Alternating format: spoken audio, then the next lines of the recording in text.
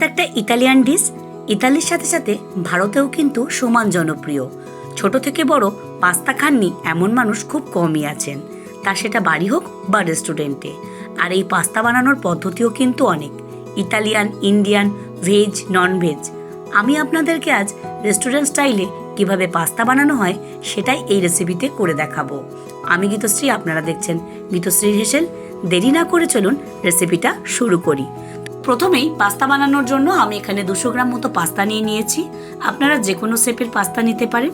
অন্যদিকে কড়াইতে বেশ খানিকটা জল দিয়ে জলটা গরম হওয়া অবধি অপেক্ষা করব। পাস্তায় ব্যবহার করার জন্য আমি বাড়িতে তৈরি টমেটো সস বানিয়ে সেটাই কিন্তু পাস্তাতে ব্যবহার করব। বানানো খুবই সহজ, আপনারা দেখতে থাকুন। দেখুন, 4টে টমেটো নিয়েছি, পিছনের অংশটা বাদ দিয়ে দেব আর ওপর দিকে 4টে কাটস লাগিয়ে নেব। 200 গ্রাম পাস্তার জন্য 4টে টমেটো যথেষ্ট। তো সবকটা আমার কাটস লাগানো হয়ে গেছে। অন্যদিকে জলটাও বেশ গরম হয়ে গেছে। এবার এই 4টে টমেটোকে আমি জলের মধ্যে দিয়ে ঢাকা দিয়ে 1.5 থেকে 2 মিনিট রেখে দেব একদম হাই ফ্লেমে। 1.5 থেকে 2 মিনিট পর টমেটোগুলোকে তুলে নেব।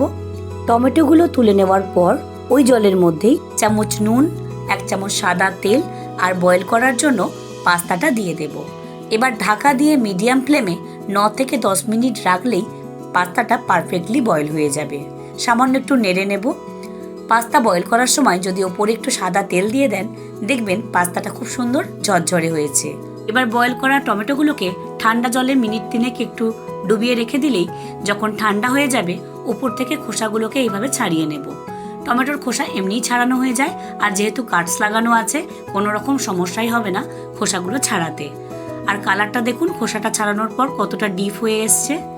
ঠিক এই রকমভাবেই আমি সবকটা টমেটোর খোসা ছাড়িয়ে নিলাম। তারপর সেগুলোকে ছোট ছোট করে পিস করে নিয়েছি।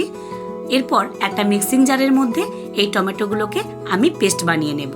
খুব সহজেই আপনারা বাড়িতে এইভাবে টমেটো সস বানিয়ে নিতে পারবেন। বানানো খুবই সহজ আর টেস্টটাও হয় কিন্তু খুব সুন্দর। অন্যদিকে 9 থেকে 10 মিনিট পর দেখুন পাস্তাটা কিন্তু পারফেক্টলি বয়েল হয়ে গেছে। এবার সেগুলোকে জল থেকে তুলে একটা পাত্রের মধ্যে রেখে দেব। যেহেতু বয়েল করার সময় অল্প একটু সাদা তেল দিয়েছিলাম, তাই দেখুন কি সুন্দর ঝরঝরে হয়েছে। একটার সঙ্গে কিন্তু একটা লেগেও যাচ্ছে না। আর এই সময় কিন্তু কোনো রকম কাঁচা জল ব্যবহার করবেন না, তাহলে কিন্তু পাস্তার টেস্টটাই চলে যাবে। আর পারফেক্টলি কিভাবে সেদ্ধ হয়েছে সেটাও আপনাদেরকে দেখিয়ে দিলাম। এবার পাস্তার জন্য আমি কিছু সবজি কেটে নেব। তার জন্য প্রথমেই একটা ক্যাপসিকামকে জল দিয়ে পরিষ্কার করে ধুয়ে সেটাকে এরকম লম্বা লম্বা পাতলা পাতলা করে কেটে নিয়েছি। একইভাবে একটা গাজরেরও খোসা ছাড়িয়ে সেটাকেও লম্বালম্বিভাবে পাতলা পাতলা করে কেটে নেব। শুধুমাত্র ক্যাপসিকাম গাজর নয়, আপনাদের কাছে যদি বাঁধাকপি বা বিনস থাকে সেগুলোও আপনারা ব্যবহার করতে পারেন। এবার আমি 4টে পেঁয়াজকেও খোসা ছাড়িয়ে সেগুলোকেও লম্বালম্বিভাবে একটু স্লাইস করে কেটে নেব। হাতের কাছে যে কোনো সবজি আপনাদের যেগুলো থাকবে সেগুলো আপনারা এখানে ব্যবহার করতে পারেন। তো সব সবজি আমার কাটা হয়ে গেছে। ঝালের জন্য কেটে নেব 4টে কাঁচা লঙ্কা।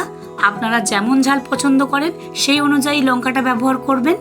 তারপর ফ্লেভার যুক্ত করার জন্য 1 ইঞ্চি আদাকে খোসা ছাড়িয়ে ছোট ছোট করে কিমা করে নেব। আর অবশ্যই রসুন, চাইনিজ রান্নায় কিন্তু রসুনটা মাস্ট।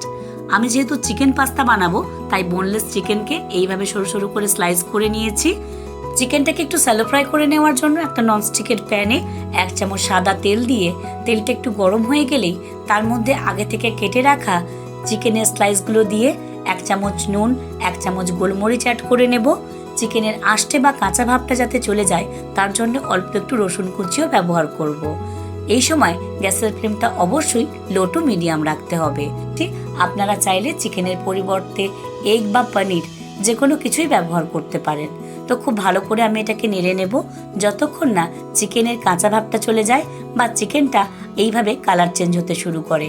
দেখুন চিকেনের কিন্তু কালারটা চেঞ্জ হয়ে গেছে, মানে চিকেনটা কিন্তু অলরেডি কুক হয়ে গেছে। এবার এগুলোকে তুলে একটা পাত্রের মধ্যে রেখে দেব। আর কখন কিভাবে ব্যবহার করব সেটাও কিন্তু আপনারা দেখতে থাকুন। চিকেনটাকে স্যালো ফ্রাই করে তুলে নেওয়ার পর ওই তেলের মধ্যেই দিয়ে দেব আগে থেকে কুচিয়ে রাখা রসুন, কাঁচা লঙ্কা আর আদা কুচি। গ্যাসের ফ্লেমটা একদম লোতে রেখে মিনিট 2-3 একটু নেড়ে নেব।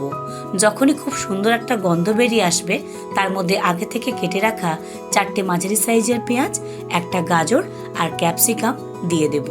এবার সবকিছু দেওয়া হয়ে গেলে গ্যাসের ফ্লেমটা হাইতে রেখে মিনিট 2 সবজিগুলো একটু নেড়ে নেব, যাতে সবজির কাঁচা ভাবটা চলে যায়। খুব ভালো করে নেড়ে নেওয়ার পর এর মধ্যে আমি দিয়ে দেব 1 চামচ নুন, 1 চামচ গোলমরিচের গুঁড়ো। আবারও খুব ভালো করে নুন গোলমরিচের সাথে সবজিগুলোকে মিশিয়ে নেব। এই সময় কিন্তু গ্যাসের ফ্লেমটা হাই রাখতে হবে। গাজর ক্যাপসিকাম ছাড়াও যদি বাঁধাকপি বা বিনস থাকে আপনারা সেগুলোও এখানে ব্যবহার করতে পারেন। সবজিগুলো মোটামুটি কালার চেঞ্জ করতে শুরু করলে আগে থেকে সিদ্ধ করে বেটে রাখা টমেটোর পেস্টটা দিয়ে খুব ভালো করে সবজির সাথে মিশিয়ে নিতে হবে। এই সময় কিন্তু গ্যাসের ফ্লেমটা একটু মিডিয়াম রাখতে হবে। খুব ভালো করে সব সবজির সাথে পেস্টটাকে মিশিয়ে নেব। টমেটোর সাথে সবজিটা খুব ভালোভাবে মিশে গেলে আগে থেকে স্যালো ফ্রাই করে রাখা চিকেনটা সবজির মধ্যে দিয়ে খুব ভালো করে মিশিয়ে নিতে হবে। এই সময় গ্যাসের ফ্লেমটা অবশ্যই লো টু মিডিয়াম রাখতে হবে। চিকেনটা অলরেডি 60% কুক হয়ে আছে, আরও 40% এইভাবে কষে নিলেই কিন্তু কুক হয়ে যাবে। দিয়ে দেব 2 চামচ ডার্ক সয়া সস, খুব ভালো করে মিশিয়ে নেব। তারপর দিয়ে দেব 2 চামচ রেড চিলি সস। এরকম সস খুব ভালোভাবে মিশিয়ে নেওয়ার পর 1 কাপ মতো গরম জল দিয়ে দেব। খুব ভালো করে সব সবজি আর চিকেনটা যাতে সিদ্ধ হয়ে যায় সেই কারণেই আমি এখানে অল্প একটু গরম জল ব্যবহার করলাম। আপনারা কিন্তু চিকেনের পরিবর্তে ডিম বা পনির ব্যবহার করতে পারেন। এবার ঢাকা দিয়ে আমি মিনিট 2 একটু রেখে দেব। 2 মিনিট পর দেখুন সবজিটা খুব ভালোভাবে সিদ্ধ হয়ে গেছে আর চিকেনটাও। ঠিক এই সময় আগে থেকে বয়েল করে রাখা পাস্তাটা এর মধ্যে দিয়ে দেব আর খুব ভালো করে সবজি চিকেনের সাথে পাস্তাটাকে মিশিয়ে নেব। পাস্তার কিন্তু নিজস্ব কোনো ফ্লেভার হয় না, তবে পাস্তা বানানোর সময় যে সমস্ত সবজি মশলা বা ভেজ ননভেজ আইটেম আমরা ব্যবহার করি সেই ফ্লেভারগুলো কিন্তু পাস্তার মধ্যে ঢুকে পাস্তার টেস্টটাকে অনেক মাত্রায় বাড়িয়ে তোলে। খুব ভালো করে মিশিয়ে নেওয়ার পর ঢাকা দিয়ে 2 মিনিট লো ফ্লেমে রেখে দেব। তারপর ওপর থেকে অরিগানো আর চিলি ফ্লেক্স ছড়িয়ে দিলেই তৈরি রেস্টুরেন্ট স্টাইলে পাস্তা বাড়িতেই। খুব সহজেই আপনারা এত সুন্দর একটা মজাদার রেসিপি তৈরি করে নিতেই পারেন।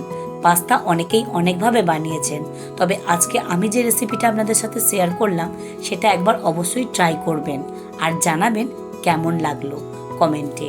যদি ইউটিউব থেকে দেখেন তাহলে একটা লাইক শেয়ার কমেন্ট করতে ভুলবেন না। নতুন বন্ধু হলে সাবস্ক্রাইবের অনুরোধ রইল, পাশে থাকা বেল আইকনটা প্রেস করবেন। আর যদি এই ভিডিওটাই আপনারা ফেসবুক পেজ থেকে দেখেন তাহলে অবশ্যই পেজটিকে ফলো করার অনুরোধ রইল। আপনাদের মতামত কমেন্ট বক্সে জানাতে প্লিজ ভুলবেন না। এইভাবে শেষ অবধি ভিডিওটা দেখার জন্য অসংখ্য ধন্যবাদ। খুব তাড়াতাড়ি দেখা হচ্ছে আপনাদের সাথে নতুন ভিডিও নিয়ে পিতশ্রীর হেসেলে। সুস্থ থাকবেন, ভালো থাকবেন, নমস্কার।